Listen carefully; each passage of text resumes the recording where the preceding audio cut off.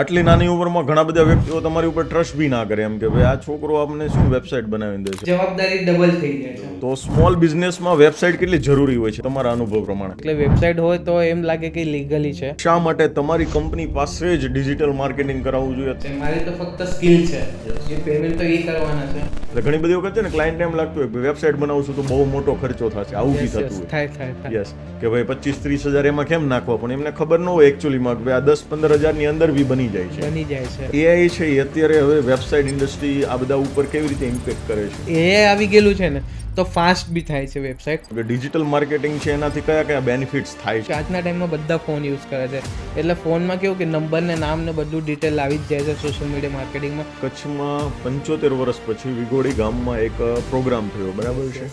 તો એમાં તમે એક સોંગ બનાવ્યું હતું, તો એ બનાવવાનો વિચાર તમને કેવી રીતે આવ્યો અને કઈ રીતે બનાવ્યો?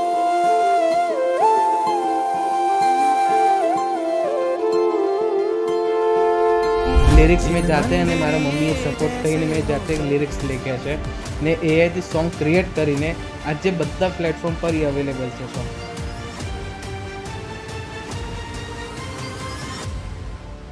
નમસ્કાર દોસ્તો, યોગેશ વિરડીયા યુટ્યુબ ચેનલમાં આપ સૌનું હાર્દિક સ્વાગત છે. અમને એક નવી ઉર્જા મળે છે કે જ્યારે તમે અમને પ્રેમ આપો છો ત્યારે અમે તમારી સમક્ષ કંઈક એવા વ્યક્તિત્વને લઈને આવીએ છીએ કે જેમના કાર્યમાંથી, જેમના જીવનમાંથી, જેમના બિઝનેસમાંથી આપણે ઘણું બધું શીખવા મળે છે અને ઘણી બધી યોગ્ય અને સચોટ માહિતી મળે છે. એવું જ એક સરસ મજાનું વ્યક્તિત્વ એટલે કે ઓમ પટેલ, કે જેઓ નેક્સ્ટ ડીવ સોલ્યુશન કરીને એક સરસ મજાની આઈટી કંપની ચલાવી રહ્યા છે.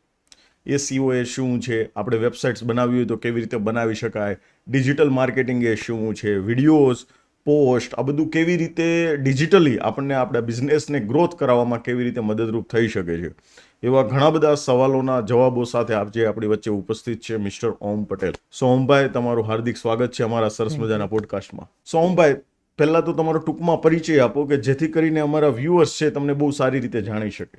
ઓકે, મારું નામ ઓમ પટેલ છે, founder of next div solution છે. વેબસાઇટ એન્ડ ડિજિટલ ગ્રોથનો આપણે ક્રિએટ કરીએ છીએ. અમે કેવી રીતે સ્મોલ બિઝનેસ હોય એને આગળ કેવી રીતે લઈ જવું, અમે એવી રીતે હેલ્પ કરીએ છીએ સ્મોલ બિઝનેસ માટે. ઓકે. મતલબમાં બહુ સરસ મજાના વિઝન સાથે તમે કંપનીની શરૂઆત કરી છે કે ભાઈ એક નાના બિઝનેસને કેવી રીતે આપણે મોટા સ્કેલ સુધી લઈ જઈ શકીએ. પણ મને જોતા એવું લાગે છે કે તમારી ઉંમર એકદમ નાની હોય એવું લાગે છે, બરાબર છે ને? કેટલી છે અંદાજિત? 23 છે. Okay, only 23. યસ.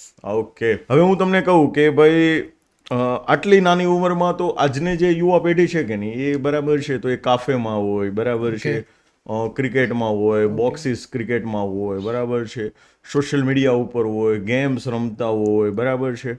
તો એની બદલે તમે આટલી નાની ઉંમરે કંપનીની સ્ટાર્ટઅપ કર્યું, આટલી નાની ઉંમરે તમે કંપનીની શરૂઆત કરી, તો આ પાછળનું મિશન શું હતું, વિઝન શું હતું, કેવી રીતે વિચાર આવ્યો આટલી નાની ઉંમરમાં?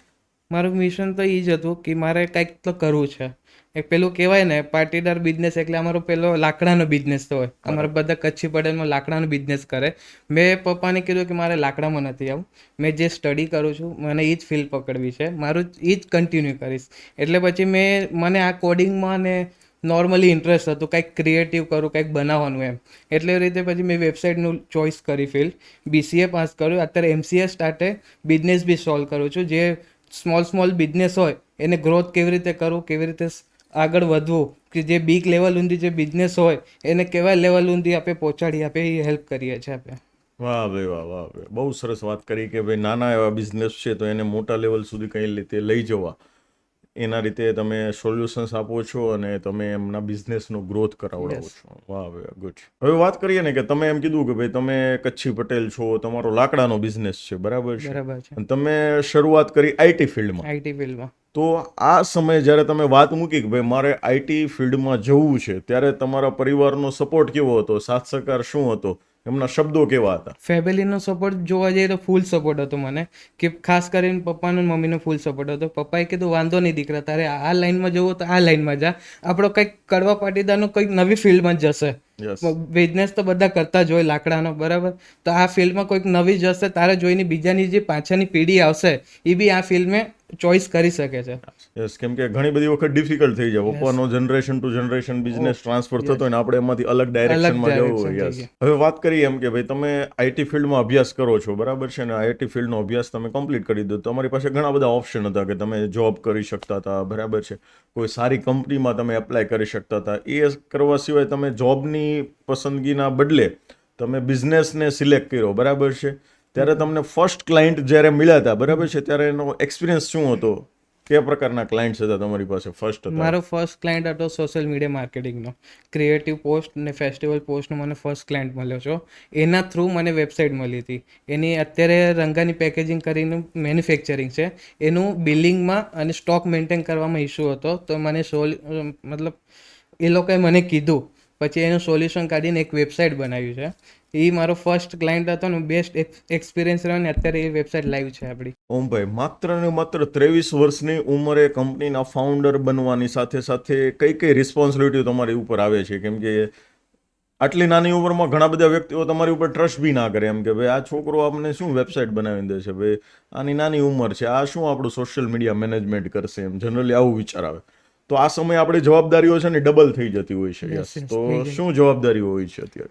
જવાબદારી તો એ છે કે પહેલાં તો ક્લાયન્ટ ટ્રસ્ટ ના કરે, પહેલી વાત. પછી આપણે જે પ્રોજેક્ટ કરેલા હોય એ આપણે એને શો કેસ કરીશ ને એમ, તો એ લોકો ક્લાયન્ટ્સ અમુક વખતે એવા કહેતા હોય છે કે તમે બીજે ત્યાંથી ઉચકીને લાવ્યા છો, પણ એવું નથી. કે આપણે જે ક્લાયન્ટ જે કરીને બતાવે છે ને આપણે એવો જ આઉટપુટ દેશું. જે આપણે ક્લાયન્ટને કહી છે કે આવી સર્વિસ તમને મળશે, આવું ક્રિએટિવ મળશે, પણ આપણે એવી જ સર્વિસ આપીને આપણે એવી જ ક્રિએટિવ આપીએ, પણ જવાબદારી ડબલ થઈ જાય છે. ડબલ થઈ જાય છે. હવે કોઈ બી કંપની હોય કે નહીં, બરાબર છે, તો એના નામ પાછળ એનો કંઈક ને કંઈક હેતુ હોય છે, અથવા તો એનો કંઈક ને કંઈક મિનિંગ હોય છે, બરાબર છે. ઓકે. તો તમારી એક સરસ મજાની કંપની છે જેનું નામ છે નેક્સ્ટ ડીવ, તો આ પાછળનો મિનિંગ શું છે? કેમ આવું નામ રાખ્યું? મિનિંગ તો પેલું તો નેક્સ્ટ એટલે ન્યૂ. નવું ટ્રાય કરતું રહેવાનું. ડીવ એટલે અમારો કોડિંગમાં આવે, ડીવ કરીને ડિવિઝન આપે કહીએ, અને સોલ્યુશન એટલે બધી વસ્તુનું સોલ્યુશન આપે મળી શકે, એટલે નેક્સ્ટ ડીવનું નામ આપે રાખ્યું છે. વાહ. સો આજે તમારી કંપની છે, બરાબર છે, તો એ કયા કયા પ્રકારના સોલ્યુશન્સ આપે છે? કયા કયા પ્રકારની સર્વિસીસ તમારી કંપની છે એ લોકોને પ્રોવાઈડ કરે છે? અમારી જે સોલ્યુશન છે, આપણે લેન્ડિંગ પેજ બનાવીએ છીએ. ડિજિટલ માર્કેટિંગમાં આપણે સોલ્યુશન આપીએ છીએ કે કેવી રીતે તમને જે પ્રોબ્લેમ ફેસ કરવા પડે છે તો આપણી કાને સોલ્યુશન એને મળી શકે છે. જે બિલિંગમાં ઇસ્યુ થતા હોય કે ક્લાયન્ટ્સ એક ભેગા વધારે ઓર્ડર્સ વગેરે આવી જાય તો બિલ જનરેટ કરવામાં આપણે એવી વેબસાઇટ બનાવીએ છીએ કે ડેટા સ્ટોર કરવામાં બી ઇઝી રહે અને એ લોકોને મેન્યુઅલી સ્ટોર ના કરવા પડે. એટલે ઇઝીલી વેમાં એ લોકો સ્ટોર થઈ શકે ડિજિટલમાં. આજના ટાઈમમાં હવે આજના ટાઈમમાં કોઈ ડોક્યુમેન્ટ સ્ટોર કરતું નથી, રાખી દે વરસ રાખે. આપણે પાછળના પ્રીવ્યુ ડેટા જોવો હોય ને તો તમને ડિજિટલમાં મળી શકે છે. બરાબર છે. ઓકે. આપણે એ હિસાબે આપણે સર્વિસ આપીએ છીએ. પછી ક્લાયન્ટની રિક્વાયરમેન્ટ ઉપર ડિપેન્ડ હોય કે એને કેવી રીતે આપણે વેબસાઇટ જોઈએ છે, કેવી રીતે છે. Okay okay. હવે છે ને ઘણી બધી વખત એવું થાય છે કે ભાઈ ઘણા લોકો એમ કે ભાઈ મારો બિઝનેસ તો નાનો છે, એમ મારે વેબસાઇટની શું જરૂર છે એમ. તો સ્મોલ બિઝનેસમાં વેબસાઇટ કેટલી જરૂરી હોય છે તમારા અનુભવ પ્રમાણે? સ્મોલ બિઝનેસમાં વેબસાઇટ તો જરૂર હોય છે, બિકોઝ કે તમે સપોઝ કે અનનોન પર્સન જે ક્લાયન્ટ આવે છે, હવે એ ઓબ્વિયસલી ગૂગલ એ કશે બી સર્ચ કરીને આવતો જ હોય, એટલે વેબસાઇટ હોય તો એમ લાગે કે લીગલી છે ને એને અંદર બધી બિઝનેસની ડિટેલ હોય. હવે કોઈ બી તમે કશે બી જાઓ તો પ્રોડક્ટ લેશો, કોઈ બી મોટું અમાઉન્ટનું પ્રોડક્ટ હોય તમે તો રિસર્ચ કરવા વગર તો લેવાના નથી. એટલે રિસર્ચ કરીને એના માટે વેબસાઇટ બહુ ઇમ્પોર્ટન્ટ છે. ભલે સ્મોલ હોય કે મોટું હોય, આગળ જતાં તમને ઇન્ટરનેશનલ બિઝનેસ કરવો હોય તો વેબસાઇટ વેરી ઇમ્પોર્ટન્ટ છે. ઓકે ઓકે, સમજાઈ ગયું. મતલબ નાના ગ્રાહકોએ પણ આજે નહીં તો કાલે ભવિષ્યમાં તમારે વેબસાઇટ તરફ જવું પડશે. ફાઇનલ વેબસાઇટ કરવી જ પડશે. હવે ખાસ વાત કરીએ તમારી કંપનીની, બરાબર છે, તો ગ્રાહક છે, બરાબર છે, એણે શા માટે તમારી કંપની પાસે જ ડિજિટલ માર્કેટિંગ કરાવવું જોઈએ, અથવા તો શા માટે તમારી પ્રોડક્ટ કે સર્વિસીસ વાપરવી જોઈએ? તમારી જે કંપની છે એની ખાસ 3 વિશેષતા તમારે જણાવવી હોય તો કઈ જણાવશો? ખાસ વિશેષતા તો એ છે આ કે આપણે બેસ્ટ સર્વિસ આપીએ છીએ ક્લાયન્ટને, અને ક્લાયન્ટના રિક્વાયરમેન્ટ પ્રમાણે આપણે ટાઈમ ટુ ટાઈમ ડિલિવરી કરીએ છીએ.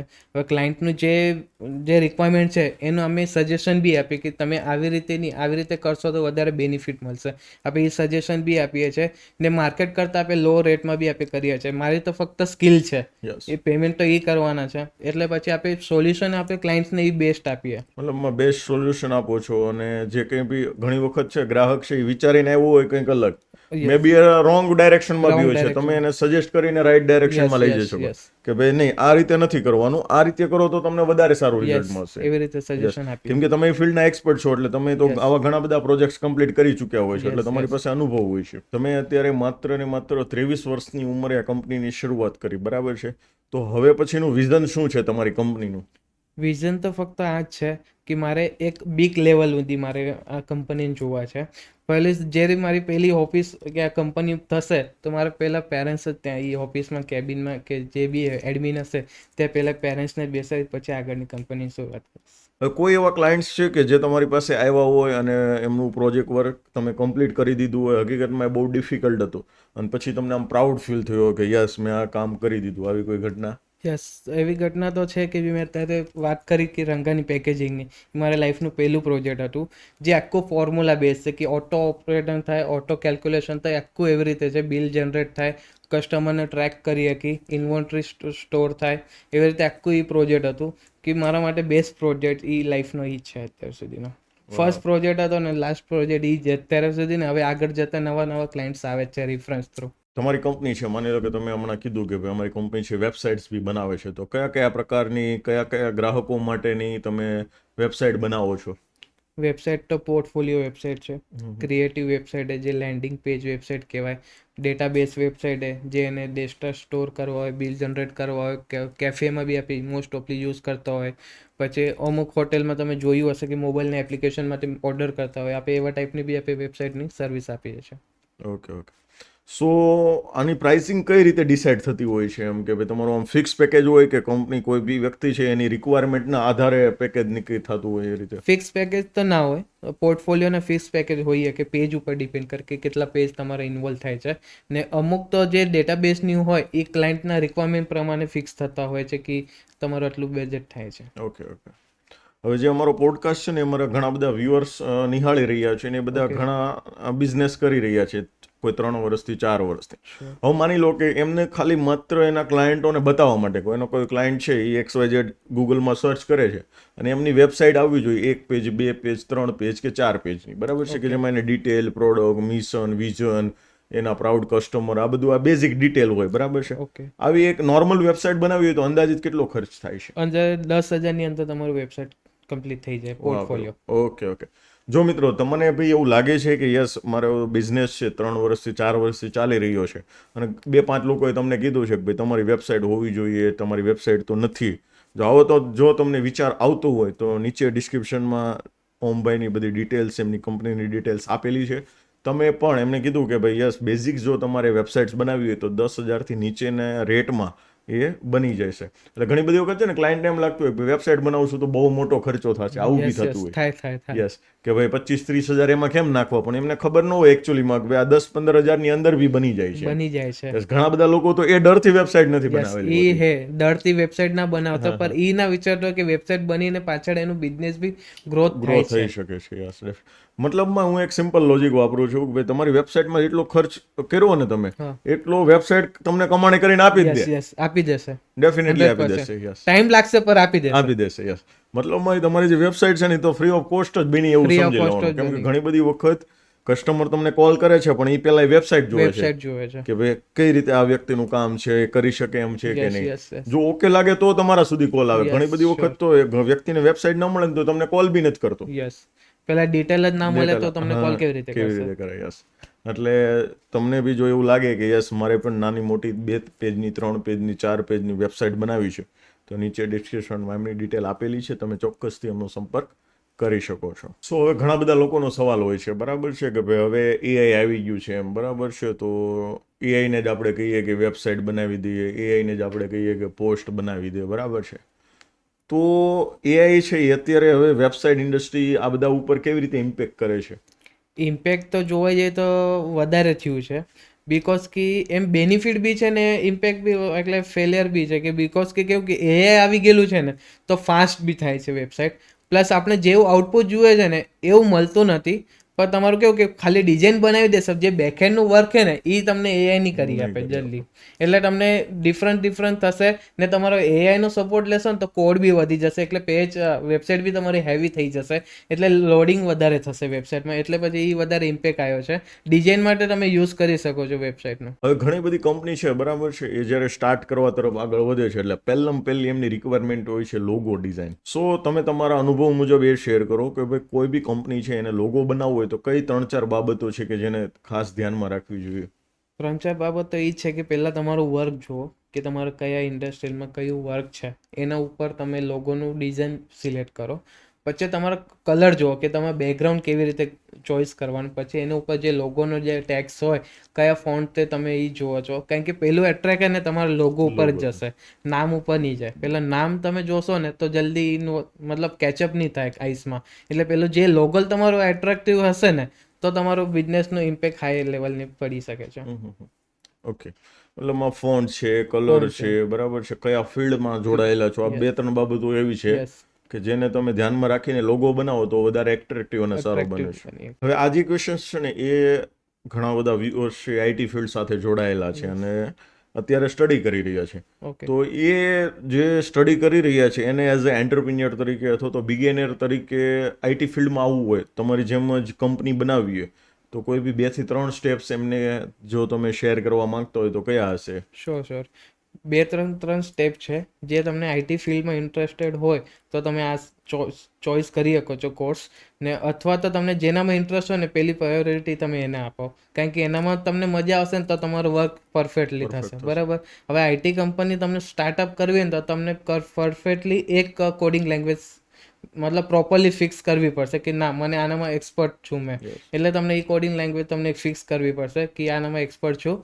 પછી તમે આગળના બીજા બધા પ્રોજેક્ટ તમે AI થ્રુ સપોર્ટ કરી શકો છો. પછી ધીમે ધીમે તમે જેમ એક્સપિરિયન્સ આવે, ક્લાયન્ટના પ્રોજેક્ટ આવે, તમને બી ખબર પડે કે ક્યાં મિસ્ટેક થાય છે ક્યાં નથી થતી, એના થ્રુ તમને એક્સપિરિયન્સ બી મળી જાય ને તમારી કંપની બીનું ગ્રોથ બી મળતી જશે. તમારી જે કંપની છે નેક્સ્ટ ડીવ સોલ્યુશન, એને આવનારા 2 વર્ષમાં તમે કયા લેવલે જોવા માંગો છો કે કયા લેવલ સુધી મારી કંપની કામ કરતી હશે? ઓકે, મારી જે નેક્સ્ટ ડીવ સોલ્યુશન કંપની છે ને, અત્યારે મારું એક પ્રોજેક્ટ ચાલુ છે પ્રોડક્ટ બેઝ ઉપર. અગર એ સક્સેસ થઈ જશે ને 101% મને શ્યોર છે કે મારો પ્રોજેક્ટ છે એ 101% સક્સેસ થશે.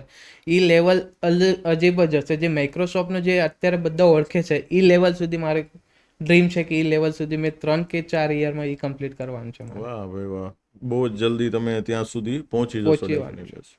કોઈ એક નાની ઉંમરનો છોકરો છે કે જેની ઉંમર 19-20 વર્ષ છે ને એ વ્યક્તિ એમ કે ભાઈ મારે સ્ટાર્ટઅપ કરવું છે, તો એને તમે શું કહેશો? મેં તો એટલું જ કહ્યું કે તમે સ્ટાર્ટઅપ કરો, પાછળ ના જુઓ કે શું છે શું ની લાઈફ ના જુઓ. ફેમિલીને સપોર્ટ મળતો ને તો બિંદાસ તમે સ્ટાર્ટઅપ કરો, એજ ડિપેન્ડ નથી કરતું. હવે તમે કોઈ બી જોશો કે 15 કે 16 વર્ષનો એજનો છોકરો યા છોકરી બી હશે ને તો બી બિઝનેસ કરી શકે છે. અત્યારે ઘણા જ લોકો એવા છે કે જોબ બી કરે છે, પર એ આપણે સ્ટાર્ટઅપ કરી લેવાનું, વિચારો નહીં. પર એ ટાઈમે એટલું નહીં વિચારતા કે તમે એક્સપિરિયન્સ મળશે, તમે સ્ટાર્ટઅપ કરશો ને તો 101% એક્સપિરિયન્સ મળશે ને તમારે બિઝનેસ કરવાની એજ હશે ને ત્યાં સુધી તમે એક્સપર્ટ બની શકો છો. ઓકે, સરસ. માની લો કે આપણે પોસ્ટ બનાવીએ છીએ, બરાબર છે, પછી એ લોકો એને વોટ્સઅપમાં મૂકે છે, ઇન્સ્ટાગ્રામ, ફેસબુક બધા પર, તો તમને શું લાગે છે કે પોસ્ટ છે એટ્રેક્ટિવ હોવી જોઈએ, એનાથી બિઝનેસમાં કાંઈ બેનિફિટ થાય છે કે પછી આપણે નોર્મલ બનાવી દઈએ તો બી ચાલે? એમ ના, અટ્રેક્ટિવ હોવી જોઈએ, કારણ કે એટ્રેક્ટિવ હશે તો પેલું કહેવાય ને કે ફર્સ્ટ ઇમ્પ્રેશન લાસ્ટ ઇમ્પ્રેશન, બસ એવી રીતે છે કે તમે એટ્રેક્ટિવ પોસ્ટ જેવી એટ્રેક્ટ હશે ને એવું તમારા બિઝનેસ ઉપર ઇમ્પેક્ટ પડશે કે ના આના કારણે ક્વોલિટી સારી હશે ને એટલે આવા બધા એટ્રેક્ટિવ પોસ્ટ બનાવે છે. પછી તમારું એટ્રેક્ટિવ પોસ્ટ રહે ને તો વિઝિટ કરવા 101% જશે તમારા સોશિયલ મીડિયામાં કે આનું પ્રોફાઇલ ચેક કરો, કેવી રીતે પ્રોડક્ટ છે, કેવી રીતે પોસ્ટ છે, એના લીધે આપણે બેનિફિટ મળે છે આપણે. બરાબર છે, મતલબમાં તમારી જે પોસ્ટ છે એ એટ્રેક્ટિવ હોવી જોઈએ. ઓકે. સો એક સરસ મજાની, હવે અત્યાર સુધી કેવું છે કે પેમ્પલેટ છે, લિફલેટ છે, બોર્ડ બેનર, આનાથી માર્કેટિંગ થતી હતી, હવે ડિજિટલ માર્કેટિંગ થાય છે, બરાબર છે? તો ડિજિટલ માર્કેટિંગ છે કઈ રીતે કામ કરે છે, એમાં કયા એવા ટૂલ્સ છે કે જેનાથી આપણે બિઝનેસને જનરેટ કરી શકીએ, કઈ ફેસિલિટી આપણને ડિજિટલ મીડિયા દ્વારા મળે છે? ડિજિટલ મીડિયા દ્વારા તમારે લીડ્સ મળે છે પહેલી વસ્તુ, બરાબર. અને બીજું તમે SEO વર્ક કરી શકો, જે ટાઇટલને હેશટેગ યુઝ કરીને એનાથી તમારું પોસ્ટને આગળ રીચ વધારી શકો છો. ને અત્યારે કેવું છે કે તમે માર્કેટિંગમાં એડ્સ રન બી કરી શકો છો. એડ્સ રન કરશો તો તમને લીડ્સ બી મળશે ને તમારું ચેનલ જે પેજ વગેરે જે છે એને રીચ બી મળશે ને તમને બેનિફિટ બી મળશે. મોસ્ટ ઓફલી શું કરતા હોય કે ખાલી ફેસ્ટિવલ પોસ્ટ વગેરે એટ્રેક્ટિવ પોસ્ટ બનાવી લીધી, ના, એનાથી બિઝનેસ નથી મળતો. પહેલાં તમને નોર્મલી 100 રૂપિયાથી કે 200 રૂપિયાથી તમે સ્ટાર્ટઅપ કરશો ને પર ડે 100 રૂપીસ 100 ઇન્વેસ્ટ કરશો ને તો તમને બિઝનેસ 100% મળશે એટલે મળશે. બરાબર છે. મતલબમાં કે પર ડે 100 રૂપીસ. ઘણા લોકોને કેવું ડિજિટલ માર્કેટિંગ એટલે શું, એક પોસ્ટ બનાવી લીધી, સોશિયલ મીડિયા મૂકી દીધી એટલે એને એમ થઈ જાય કે હું ડિજિટલ યસ માર્કેટિંગ યસ કરું છું. એવી રીતે બરાબર. હોતું નથી નથી. કે ક્લાયન્ટને પછી બીજા પબ્લિક સુધી પહોંચાડવું હોય ને તો 100% તમને એસ કરવાની જરૂર છે. Yes yes. સો કોઈ એવી 2-3 કંપનીઓના નામ આપશો કે જેનું ડિજિટલ માર્કેટિંગ તમે કરી રહ્યા છો ને એના બિઝનેસમાં ઘણો બધો ગ્રોથ થયો હોય એવો? યસ યસ એક રંગાની પેકેજિંગ કરીને છે, ડોરમેક છે, કુલદેવી એન્ટરપ્રાઇઝ છે, જીએન ડોર્સ કરીને છે. એ બધા મારા ક્લાયન્ટ્સ છે. જે તમે એકવાર વિઝિટ કરશો તો તમને આઈડિયા આવી જશે. હવે આજના સમયમાં માની લો કે બધા હજી બી ઘણા બધા લોકો એવા છે કે ટ્રેડિશનલ માર્કેટિંગમાં જ બિલીવ કરે છે Yes, એમ, yes. બરાબર છે? તો એને તમે શું કહેવા માંગો છો કે ડિજિટલ માર્કેટિંગ છે એનાથી કયા કયા બેનિફિટ્સ થાય છે? માની લો કે એ વ્યક્તિ છે એ કોઈ જગ્યા પર સ્પોન્સરશિપ આપીને 25,000 ખર્ચ છે, ઓકે. પણ એ ડિજિટલ માર્કેટિંગમાં તમે એને કહેશો ને કે 21,000નું પેકેજ છે તો એ જ નહીં બિલીવ કરે, યસ બરાબર છે? તો ટ્રેડિશનલ માર્કેટિંગ કરતાં ડિજિટલ માર્કેટિંગ છે એ વધારે કેવી રીતે ઇફેક્ટિવ છે, એના વિશે તમે શું કહેશો? ઇફેક્ટિવ તો છે, કારણ કે કેવું છે કે તમે ડિજિટલ માર્કેટિંગમાં ઇન્વેસ્ટ કરશો ને ઓલ ઓવર ઇન્ડિયા જાય છે. હવે તમે કોઈ પેકેજ દેશો કે મેં સ્પોન્સરશિપ લેશો તો એ તો ખાલી એટલા સિટીમાં જ રહેવાય છે. ઓલ ઓવર ઇન્ડિયા કરશે એ બેનિફિટ રહેશે કે પછી આ બેનિફિટ રહેશે, એ આપણી ઉપર ડિપેન્ડ કરે છે. હવે એની મેન્ટાલિટી ઉપર ડિપેન્ડ કરે કે એને ખાલી આ જ સિટીમાં બિઝનેસ ગ્રો કરવો છે કે ઓલ ઓવર ઇન્ડિયામાં ડિજિટલ માર્કેટિંગ થ્રુ કરવો છે. કારણ કે ડિજિટલ માર્કેટિંગ કેવું કે આજના ટાઈમમાં બધા ફોન યુઝ કરે છે, એટલે ફોનમાં કેવું કે નંબર ને નામ ને બધું ડિટેલ આવી જ જાય છે સોશિયલ મીડિયા માર્કેટિંગમાં. પેલું કેવું રહેશે સ્પોન્સરશિપમાં ખાલી બેનર ને એઝ ઇટ ઇઝ જે હશે એ ખાલી એ ત્યાં જ પ્લેસ પર રહેશે, બધે તો જવાનું નથી. એટલે ડિજિટલ માર્કેટિંગ વધારે બેનિફિટ છે. તો ઓમભાઈ તમે ઘણી બધી વખત હમણાં વાત કરતા, બરાબર છે, તો લેન્ડિંગ પેજ, બરાબર છે, અને વેબસાઇટ્સ, આ બંનેમાં શું ડિફરન્ટ છે? શું? લેન્ડિંગ પેજમાં તમારું કેવું છે, યુઆઈ યુએક્સ ડિઝાઇન આવે, તમારું જે ક્રિએટિવ હોય એટ્રેક્ટિવ હોય એનામાં ખાલી તમારા ઇન્ફોર્મેશન જ શો થતી હોય. ને વેબસાઇટને જે ડેટાબેઝવાળી વેબસાઇટ હોય ને એનામાં અંદર તમે ફોર્મ હોય ફિલઅપ કરો, ડેટા ફિલઅપ હોય, તમારો ડેટા સ્ટોર થાય બેકએન્ડમાં. એટલે બેના વચ્ચે આ ડિફરન્સ છે કે તમે ત્યાં ખાલી જોઈ શકો છો, અહીંયા તમે આખું ઓપરેટ કરી શકો છો. મતલબમાં લેન્ડિંગ પેજ છે one way communication One way છે, એક સામેવાળો વ્યક્તિ તમને ખાલી વાંચી શકે, Yes, અને yes.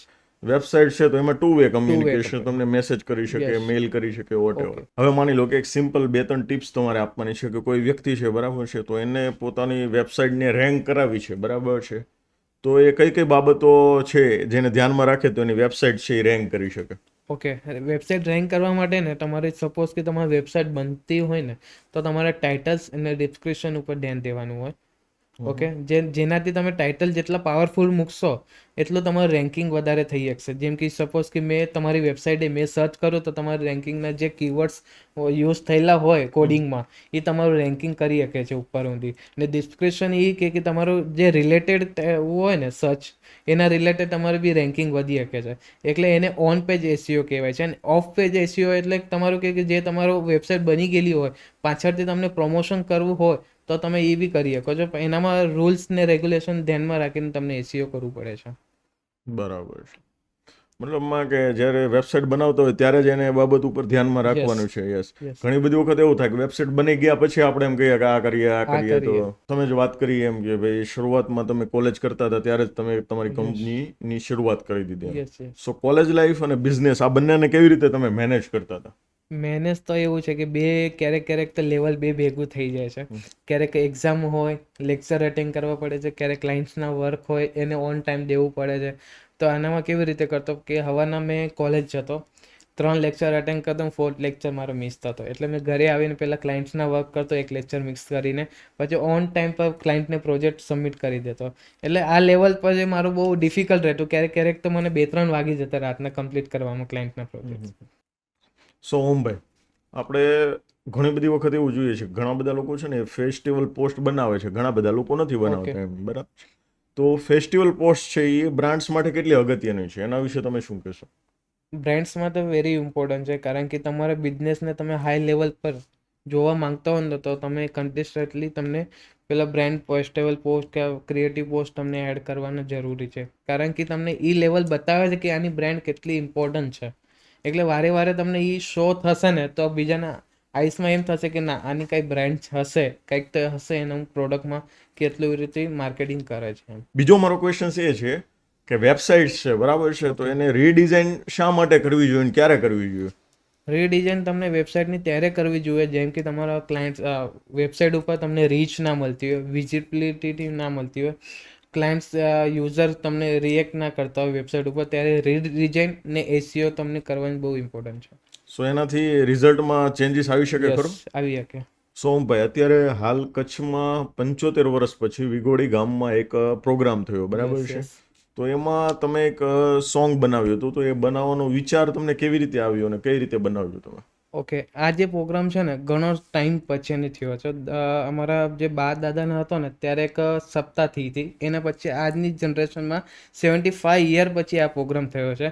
તો મારા થિંકિંગમાં એવું આવ્યું કે આઈડિયા આવ્યો કે મારે કંઈક ન્યૂ કરવું છે મારા ગામ માટે. ઓકે, તો પછી મેં કીધું કે એઆઈ તે બધું પોસિબલ છે, તો મેં એ કીધું કે મને આવડે છે એટલે મેં કીધું એઆઈ તે સોંગ ક્રિએટ કરું. લિરિક્સ મેં જાતે અને મારા મમ્મીએ સપોર્ટ થઈને મેં જાતે લિરિક્સ લખ્યા છે ને એઆઈથી સોંગ ક્રિએટ કરીને આજે બધા પ્લેટફોર્મ પર એ અવેલેબલ છે સોંગ. ઓહો, વાહ ભાઈ વાહ, બહુ જબરજસ્ત. So thank you very much ઓમભાઈ કે તમે તમારો બહુમૂલ્ય સમય અમારા વ્યુઅર્સ માટે આપ્યો. અને તમામ જે વ્યુઅર્સ છે હું એમને કહું કે ભાઈ તમને જો એવું લાગે છે કે મારે વેબસાઇટ બનાવવી છે, સારા પોસ્ટર્સ બનાવવા છે બરાબર છે, તો નીચે ડિસ્ક્રિપ્શનમાં એમની ડિટેલ્સ આપેલી છે. તમે ડિજિટલ માર્કેટિંગ માટે અથવા તો અન્ય કોઈ પણ આઈટી રિલેટેડ સોલ્યુશન માટે તમે એમનો સંપર્ક કરી શકો છો. Thank you. Thank you.